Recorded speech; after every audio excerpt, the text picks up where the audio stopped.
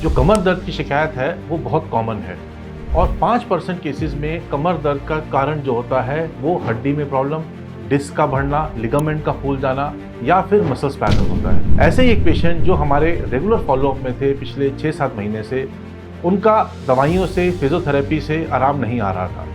हमने उनका MRI 2 बार कराया और चेक किया कि डिजीज़ प्रोग्रेस तो नहीं हो रही। हाँ, बीमारी बढ़ रही थी, तो फिर हमने डिसाइड किया कि हम सर्जरी करेंगे, क्योंकि अगर आप सर्जरी के बाद एक्सरसाइज नहीं करेंगे तो फिर ठीक होना मुश्किल है और बीमारी किसी और लेवल पे दोबारा आ सकती है। ऐसे ही पेशेंट जिनके बारे में मैं बात कर रहा हूँ, वो अपनी सर्जरी के बाद कैसा फील कर रहे हैं वो आपको अगले वीडियो में बताएंगे। मैं अजय शंकर द्विवेदी वाराणसी से आया हूँ। सर के पास लगभग मैंने 6 महीना पहले सर को दिखाया था।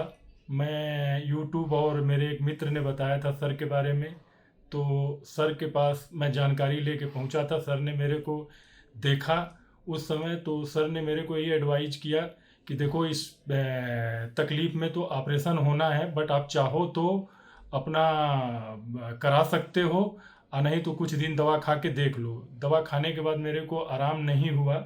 दोबारा मैंने सर के पास 1 महीने बाद दिखाया और मैंने फाइनल डिसीजन बनाया कि मैं सर से ऑपरेशन कराऊंगा।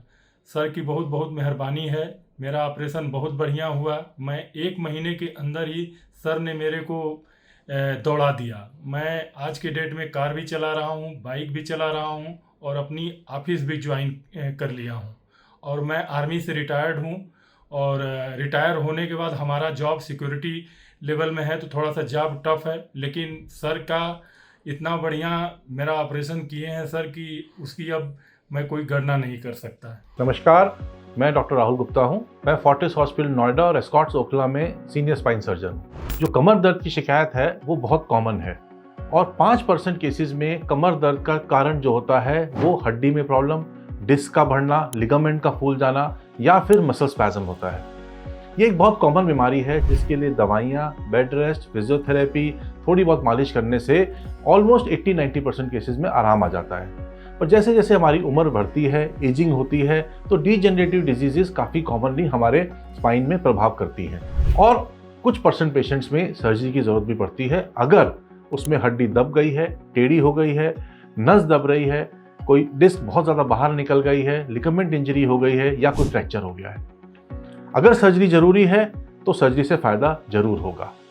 तो अगर आप परेशान हैं कमर दर्द से, या पैरों में दर्द जा रहा है, या पैरों में सुनपना आ रहा है, या वीकनेस हो रही है, तो अपने स्पाइन सर्जन से जरूर मिलें और सर्जरी के बारे में डिस्कस करें। ऐसे ही एक पेशेंट जो हमारे रेगुलर फॉलोअप में थे पिछले 6-7 महीने से, उनका दवाइयों से, फिजियोथेरेपी से आराम नहीं आ रहा था। हमने उनका MRI 2 बार कराया और चेक किया कि डिजीज़ प्रोग्रेस तो नहीं हो रही। हाँ, बीमारी बढ़ रही थी, तो फिर हमने डिसाइड किया कि हम सर्जरी करेंगे। उन्होंने कई जगह सलाह ली और हर जगह सर्जरी बताया गया। फिर हमने बताया गया कि उपकरणों का और टेक्निक का कितना इंपॉर्टेंस है इस तरह की सर्जरी में। हमारे पास O arm, C arm, neuro navigation, neuro monitoring, operating microscope और स्पेशल स्पाइन टेबल जैसे वो सारे उपकरण हैं जिससे कि हम इस तरह की सर्जरी को सक्सेसफुली कर पाते हैं। साथ में हमारी टीम डॉक्टर्स की, स्टाफ नर्सेस की, टेक्नीशियंस की भी ऐसी पूरी तरीके से स्पाइन सर्जरी के लिए सक्षम है ताकि हम स्पाइन सर्जरी को बिल्कुल कॉम्प्लिकेशन फ्री बना सकें। मैं ये नहीं कहता कि 100% पेशेंट्स पूरी तरीके से हर स्पाइन सर्जरी के बाद ठीक हो जाते हैं, लेकिन उनके जीवन में ऐसा बदलाव आता है कि वो अपने दिनचर्या और अपने काम पे वापस जा सकते हैं और ऑलमोस्ट नॉर्मल फील करते हैं। तो मैं ये सलाह दूंगा कि अगर आपको स्पाइन रिलेटेड प्रॉब्लम है तो घबराइए नहीं, अपने स्पाइन सर्जन से मिलिए, इन्वेस्टिगेशन कराइए। अगर सर्जरी बताई जाए 1, 2, 3 सेकेंड ओपिनियन, थर्ड ओपिनियन लीजिए, पूरी तरह से मन बनाइए और फिर सर्जरी के लिए आगे बढ़िए। पर कोशिश करिए ऐसी जगह पे सर्जरी हो जहाँ पर सारी फैसिलिटीज़ अवेलेबल हो, जहाँ बड़ी टीम हो, सीनियर स्पाइन सर्जन हो और वो आपको ठीक करे। बाद में फिजियोथेरेपी और एक्सरसाइज का भी बहुत इंपॉर्टेंट रोल है, जो कि सर्जरी के बाद कम से कम 3 महीने तक बहुत ज़रूरी है, क्योंकि अगर आप सर्जरी के बाद एक्सरसाइज नहीं करेंगे तो फिर ठीक होना मुश्किल है और बीमारी किसी और लेवल पर दोबारा आ सकती है। तो मैं यही चाहूँगा अगर ज़रूरत है तो सक्सेसफुल स्पाइन सर्जरी हो और आप बिल्कुल ठीक हो। धन्यवाद।